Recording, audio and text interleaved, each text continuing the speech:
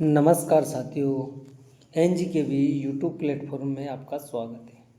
तो साथियों, आपके लिए शिक्षण विधियों से संबंधित महत्वपूर्ण क्वेश्चन मैं एक बार फिर लेके आया हूँ। आप जितना ऑब्जेक्टिव क्वेश्चन पढ़ेंगे उतना आपके लिए फ़ायदेमंद होगा। यूजीसी नेट हो या फिर बीएड की एग्ज़ाम हो या बीएसटीसी जो डीएलएड होती हैं उसका एग्ज़ाम हो और कुछ 1 जून या जून के फर्स्ट वीक में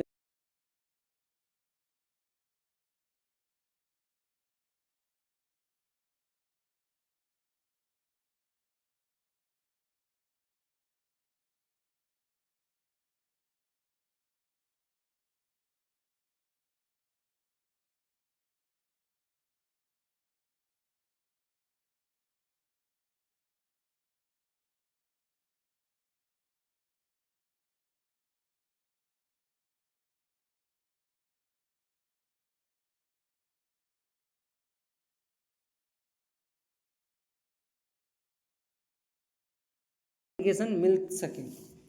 साथियों, इन टेस्टों को आप अपने दोस्तों को भी शेयर कर सकते हैं, क्योंकि जितना आप शेयर करेंगे, जितना अपने दोस्तों को सहयोग करेंगे, हो सकता है आपका दोस्त आपका भी सहयोग करे और उनको भी अच्छा मैटर जो पढ़ने का मिले वो आपको शेयर करे। तो चैनल को लाइक करना, शेयर करना, ठीक है, और चैनल सब्सक्राइबर अवश्य कर लेना, जिससे कि आप अधिक से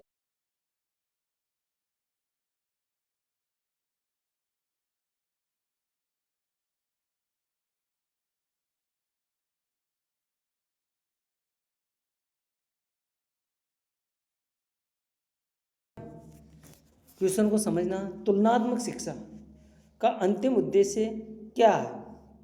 ऑप्शन आपके इस प्रकार हैं कि अन्य देशों की शिक्षा प्रणाली के प्रतिरूप का अध्ययन करना। नेक्स्ट ऑप्शन, विभिन्न क्षेत्र में प्रचलित शिक्षा प्रणालियों के बीच समानताओं और असमानताओं को चिन्हित करना। तीसरा है अन्य क्षेत्रों में शिक्षा की श्रेष्ठतम तकनीकी को अपनाना और विभिन्न क्षेत्रों में व्याप्त शिक्षा की समस्याओं को समझना। तो साथियों, आपका आंसर होगा में शिक्षा की श्रेष्ठतम तकनीकी को अपनाना। आपका आंसर क्या होगा? आपका आंसर क्या होगा? आपका आंसर होगा अन्य क्षेत्रों में शिक्षा की श्रेष्ठतम तकनीकी को अपनाना। स आपका आंसर होगा तुलनात्मक शिक्षा का उद्देश्य, अंतिम उद्देश्य पूछ रहा है, तो यहाँ पर अन्य क्षेत्रों की में शिक्षा की श्रेष्ठतम तकनीकी को अपनाना। नेक्स्ट ऑप्शन, नेक्स्ट प्रश्न है शिक्षा और सामाजिक आर्थिक विकास। शिक्षा और सामाजिक आर्थिक विकास संबंधित हैं, एक दूसरे के समानुपाती, एक दूसरे के प्रतिलोमानुपाती, या दोनों ही, या एक दूसरे से संबंधित नहीं हैं। आंसर क्या होगा साथियों? शिक्षा और सामाजिक आर्थिक विकास ये सभी एक विकास से संबंधित विकास के पहलू कह सकते हैं। सामाजिक पहलू, आर्थिक पहलू, राजनीतिक पहलू, नैतिक पहलू, धार्मिक पहलू। तो शिक्षा जिसको हम ग्रहण करते हैं और उसके पहलू, अब वो मानसिक पहलू हो, शारीरिक पहलू हो, सामाजिक पहलू, आर्थिक पहलू, धार्मिक पहलू, सभी पहलू तो एक दूसरे के समानुपाती हैं, समान हैं। तो आपका आंसर होगा नेक्स्ट क्वेश्चन, विद्यार्थियों में सामाजिक दृष्टिकोण के सृजन हेतु किस विधि को प्रयुक्त किया जाता है? विद्यार्थियों में जो स्टूडेंट होते हैं उनमें सामाजिक दृष्टिकोण किस तरीके से सृजन हेतु विधि का प्रयुक्त किया जाता है? अध्यापक केंद्रित विधि होती हैं या आगत उत्पादन विधि होती हैं, सामूहिक प्रेरणादायक विधि होती हैं, या उपयुक्त सभी? तो साथियों, हमेशा आपको एक सकारात्मक सोच के साथ आंसर देना है कि विद्यार्थियों में सामाजिक दृष्टिकोण के सृजन, सामाजिक दृष्टिकोण का विकास कैसे होता है और उस विधि का प्रयोग, तो सामूहिक प्रेरणादायक विधि होती है। सामाजिक विकास सामूहिक रूप से होता है, अकेले व्यक्ति का नहीं होता है, क्योंकि समाज में देखता है, समूह में देखता है, तो वहाँ पर सामूहिक प्रेरणादायक विधि होती है। आपका आंसर होगा सर। अगला प्रश्न हम देखते हैं कि निम्न में से किसके अनुसार शैक्षणिक मनोविज्ञान शिक्षा का विज्ञान है? शैक्षणिक मनोविज्ञान शिक्षा का विज्ञान है। स्किनर ने कहा है, पेल ने कहा है, पिल्सबर्ग ने कहा है, या क्रो एंड क्रो ने कहा है। तो साथियों पील ने कहा है कि शैक्षणिक मनोविज्ञान शिक्षा का विज्ञान है। ठीक है, अगला प्रश्न, राष्ट्रीय शिक्षा नीति में शिक्षा प्रणाली में व्यापक परिवर्तन लाने हेतु कार्य नीति सुझाई गई इसका अर्थ है, राष्ट्रीय शिक्षा नीति में शिक्षा प्रणाली में व्यापक परिवर्तन लाने हेतु कार्य नीति सुझाई गई है। इसका अर्थ है, वर्तमान शिक्षा प्रणाली राष्ट्रीय उद्देश्य व आपातकाल आवश्यकताओं के साथ तालमेल बैठा पाने के समक्ष नहीं है। तेजी से बदलते सामाजिक, राजनीतिक, आर्थिक परिवेश में विद्यमान शिक्षा प्रणाली आमूलचूल परिवर्तन किए जाने की आवश्यकता नहीं। विद्यमान शिक्षा प्रणाली पुरातन है या अ ब दोनों? तो आपका आंसर क्या होगा? अ ब दोनों। मैं देखता हूँ नेक्स्ट क्वेश्चन समझना। राष्ट्रीय शिक्षा नीति में शिक्षा प्रणाली में व्यापक परिवर्तन लाने हेतु कार्य नीति सुझाई गई है। कार्य नीति में सुझाव दिया गया है, इसका अर्थ क्या है? वर्तमान शिक्षा प्रणाली राष्ट्रीय उद्देश्य एवं आवश्यकताओं के साथ तालमेल बैठा पाने के समकक्ष या समक्ष नहीं है। तेजी से बदलते सामाजिक, राजनीतिक, आर्थिक परिवेश में विद्यमान शिक्षा प्रणाली के आमूलचूल परिवर्तन किए जाने की आवश्यकता है। तो साथियों दोनों ऑप्शन सही बैठ रहे हैं। शिक्षा नीति में शिक्षा प्रणाली परिवर्तन लाने हेतु जो नीति सुझाई गई है उसका अर्थ क्या है? एक तो राष्ट्रीय उद्देश्य आवश्यकताओं का तालमेल बैठा पाने में सक्षम नहीं है। दूसरा ये तो आपका आंसर होगा अ और ब दोनों। ठीक है, तो आपका आंसर अ और ब।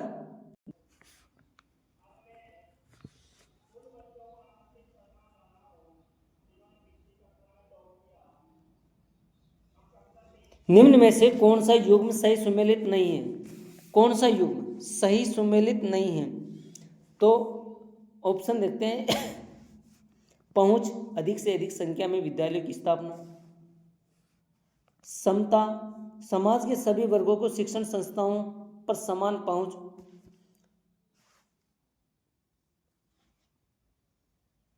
गुणवत्ता, वैश्विक रैंकिंग में भारतीय शिक्षण संस्थाओं की उच्च रैंकिंग, और उपादेयता, कृषि, उद्योगों एवं सेवाओं क्षेत्र की आवश्यकताओं के अनुरूप शिक्षा। तो साथियों जो ये शब्द दे रखे हैं, पहुंच, समता, गुणवत्ता एवं उपादेयता, ये सभी इनसे संबंधित होने चाहिए। तो यहाँ पर पहुंच जो इनसे मिलाप नहीं खा रही है, तो आपका आंसर होगा अ। ठीक है, सुमेलित नहीं है पूछ रहा है, तो यहाँ पर पहुंच, अधिक से अधिक संख्या में विद्यालयों की स्थापना, ये नहीं है। जबकि समाज समता, समाज के सभी वर्गों की शिक्षण संस्थाओं के समान पहुँचे, उनकी क्षमता होनी चाहिए। इनसे संबंधित करते हुए इन वर्डों को जोड़ना है। वैश्विक रैंकिंग में भारतीय शिक्षण संस्थाओं की उच्च रैंकिंग यानी गुणवत्ता का वहाँ पर संबंध है। और उपादेयता आपकी कृषि, उद्योगों एवं सेवाओं क्षेत्र आदि के रूप में अनुरूप शिक्षा। उपादेयता क्या है? ठीक है, नेक्स्ट प्रश्न, शिक्षा के द्वारा विद्यार्थियों के व्यवहार में स्थायी परिवर्तन किसके द्वारा लाया जा सकता है? शिक्षा के द्वारा विद्यालय के व्यवहार में स्थायी परिवर्तन किसके द्वारा लाया जा सकता है? किसके द्वारा? शिक्षक विद्यार्थी द्वारा, सीखने के अनुभव द्वारा, प्रयोगशाला, कार्यशाला में सघन प्रयोग द्वारा और पाठों को याद करने के द्वारा। तो आपका आंसर क्या होगा? सीखने के अनुभव द्वारा। क्वेश्चन को एक बार फिर समझा रहा हूँ। शिक्षा के द्वारा विद्यार्थी के व्यवहार में, शिक्षा के द्वारा विद्यार्थी के व्यवहार में स्थायी परिवर्तन किसके द्वारा लाया जाए? स्थायी परिवर्तन को अधिगम कहते हैं। और किसके द्वारा लाया जाता है? शिक्षण विधियों है। यहाँ पे शिक्षण विधियों है साथियों, सॉरी चाहता हूँ, शिक्षक विधियों द्वारा नहीं, शिक्षण विधियों द्वारा है। और सीखने के अनुभव द्वारा है, प्रयोगशाला, कार्यशाला के सघन प्रयोग द्वारा और पाठों को। तो यहाँ पर सबसे बेस्ट आंसर बैठता है सकारात्मक सोच के साथ ब, क्योंकि अनुभव के द्वारा ही स्थायी परिवर्तन होता है। अभ्यास और अनुभव के द्वारा विद्यार्थी के व्यवहार में परिवर्तन लाता है, और शिक्षा विद्यार्थियों के व्यवहार को परिवर्तनीय अधिगम कहा जाता है। तो आपका आंसर होगा ब। अगला क्वेश्चन देखते हैं, नकारात्मक शिक्षा प्रणाली, जो नकारात्मक शिक्षा है की अवधारणा निम्न से किसके द्वारा प्रस्तुत की गई? नकारात्मक शिक्षा की अवधारणा डीवे के द्वारा, एस्ट्रोलॉजी के द्वारा, रूसो के द्वारा, या फिर सार्ले के द्वारा। आपका आंसर क्या होगा? आंसर होगा साथियों डीवे। डीवे ने नकारात्मक शिक्षा की अवधारणा प्रस्तुत की है। मोस्ट इंपॉर्टेंट क्वेश्चन है, तो एग्जाम में पूछ लिया जाता है कि नकारात्मक शिक्षा की अवधारणा किसने प्रस्तुत की है? तो डीवे ने नकारात्मक शिक्षा की अवधारणा प्रस्तुत की है। अगला प्रश्न देखते हैं, मैक्टेबस क्या है? मैक्टेबस क्या है? तो मैक्टेबस प्राथमिक शिक्षा के केंद्र हैं या माध्यमिक शिक्षा के केंद्र हैं, उच्चतर शिक्षा के केंद्र हैं या धर्मस्थल है? तो साथियों आपका आंसर होगा प्राथमिक शिक्षा के केंद्र को मैक्टेबस कहा जाता है।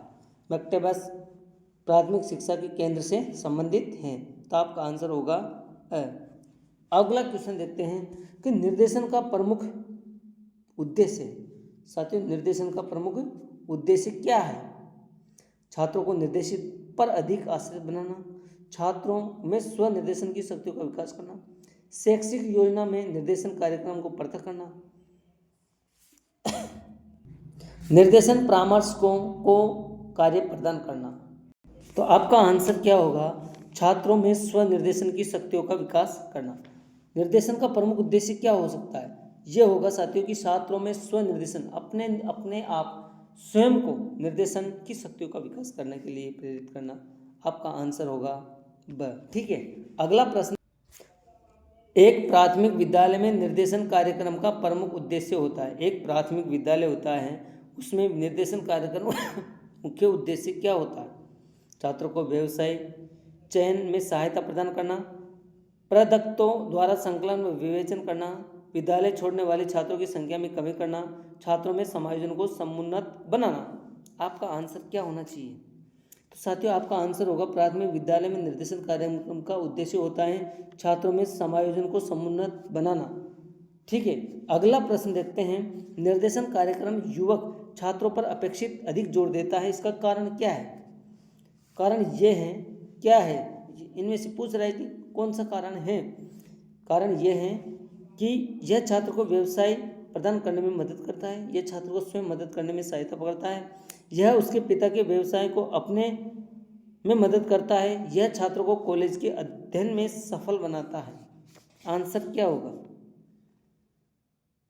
साथियों क्वेश्चन को समझना का निर्देशन कार्यक्रम युवक या युवा छात्रों पर अपेक्षित अधिक जोर देता है, नई उम्र के छात्रों पर, तो उसमें आंसर क्या होगा आपका? इसका कारण क्या है? तो यह छात्र को यह छात्रों को स्वयं मदद करने में सहायता करता है। आपका आंसर होगा ब। ठीक है, अगला क्वेश्चन, निम्नलिखित में से किस कक्षा में सर्वाधिक समायोजन संबंधी समस्याओं के घटित होने की संभावना पाई जाती है? निम्न में से किस कक्षा में सर्वाधिक समायोजन संबंधी समस्याओं के घटित होने की संभावना पाई जाती है? प्राथमिक विद्यालय में, पूर्व प्राथमिक विद्यालय में, जूनियर हाई स्कूल में या उच्चतर माध्यमिक स्तर पर? आपका आंसर क्या होगा? निम्न में से, क्वेश्चन को एक बार फिर समझा रहा हूँ, कक्षा में, निम्न में से किस कक्षा में सर्वाधिक समायोजन संबंधी समस्याओं को घटित होने की संभावना है? समायोजन प्राथमिक यानी प्राथमिक बाल्यावस्था में नहीं होगा, पूर्व प्राथमिक इसमें भी नहीं होगा, जूनियर और उच्च माध्यमिक स्तर, उच्च माध्यमिक में भी नहीं होगा 12वीं तक, और जूनियर हाई स्कूल, यानी कि आपका आंसर होगा स, क्योंकि किशोरावस्था को हम जोड़ेंगे और पूर्व किशोरावस्था को जोड़ेंगे। ठीक है, यहाँ किशोरावस्था जो होती है यानी कि जूनियर, उत्तरार्ध, पूर्वार्ध या उत्तरार्ध, तो किशोरावस्था का उत्तरार्ध जूनियर हाई स्कूल यानी कि 11-12, यहाँ लेवल देख के हम आंसर देंगे कि समायोजन की समस्या, एक किशोरावस्था में व्यक्ति बालक समायोजन करता है, तो आपका आंसर होगा स। ठीक है, क्वेश्चन को समझना, उसके बाद में आंसर देना। आधुनिक समय में निर्देशन कार्यक्रम का सामान्य रूप से संप्रति, आधुनिक समय में निर्देशन कार्यक्रम का सामान्य रूप से स्वीकृत संप्रति, किस तरीके से कार्यक्रम सामान्य रूप से स्वीकृत संप्रति हैं? कक्षा का अध्यापक एक दूरी है जिसके चारों ओर विद्यालय निर्देशन कार्यक्रम घूमता है, शिक्षक को समायोजन छात्रों को ढूंढने की अपेक्षा अधिक कार्य करता है, कक्षा का अध्यापक निर्देशन कार्यक्रम में सुनिश्चित स्थान रखता है किंतु उसे विशेषज्ञों की सहायता की भी आवश्यकता होती है, और विद्यालय निर्देशन कार्यक्रम का संचालन विद्यालय की अनुशासन समिति को सौंप दिया जाना चाहिए। आंसर क्या होगा? तो साथियों आंसर आपका, क्वेश्चन को समझना, उसके बाद में निर्देशन कार्यक्रम का सामान्य रूप से स्वीकृति संप्रति हैं, तो यहाँ पर आपका आंसर होगा कक्षा का अध्यापक निर्देशन कार्यक्रम को सुनिश्चित स्थान रखता है किंतु उसे विशेषज्ञों की सहायता की आवश्यकता होती है। आपका आंसर होगा सर। ठीक है, आपका आंसर स होगा। अगला प्रश्न, निर्देशन में शिक्षक की सर्वाधिक या सर्व भूमिका होती है। निर्देशन में शिक्षक की सर्व भूमिका होती है, तो आपका आंसर क्या होगा साथियों? छात्रों की दैनिक जीवन संबंधी समस्याओं का समाधान करना, छात्र एवं परामर्शदाता के मध्य सहयोगी भूमिका का निर्वाह करना, परामर्शदाता के परामर्श के रूप में कार्य करना, छात्रों का सही मार्ग प्रशस्त करना। आंसर क्या होगा साथियों? आंसर होगा आपका छात्रों की दैनिक जीवन संबंधी समस्याओं का समाधान करना। ठीक है, अगर साथियों आपको समझ में आया शिक्षण अभिरुचि अभिरुचि और क्लास अच्छी लगी तो लाइक करना, शेयर करना, अपने दोस्तों को दबा के शेयर करते रहो और पढ़ते रहो। जितना अभ्यास करेंगे आपका शिक्षण अभिरुचि एक मजबूत पक्ष होगा और एग्ज़ाम में आप 50 क्वेश्चन आते हैं प्री DLED में, उनमें से कम 45 क्वेश्चन आप सही कर पाए। इसके लिए मैं शुभकामनाएं देता हूँ आपको। ठीक है साथियों, धन्यवाद। अगले साथियों, क्वेश्चन जितना समझेंगे उतना अच्छा रहेगा और अपने दोस्तों को भी समझाना कि क्वेश्चन को किस तरीके से आंसर देना है सकारात्मक सोच के साथ। ठीक है, सकारात्मक सोच के साथ जब हम आंसर देते हैं, बच्चे की लेवल देख के हम आंसर देते हैं, क्योंकि जो क्वेश्चन पूछता है वो एक बालक का स्तर देखा जाता है और उस स्तर से आंसर दिया जाता है। आपको यहाँ कुछ क्वेश्चन थे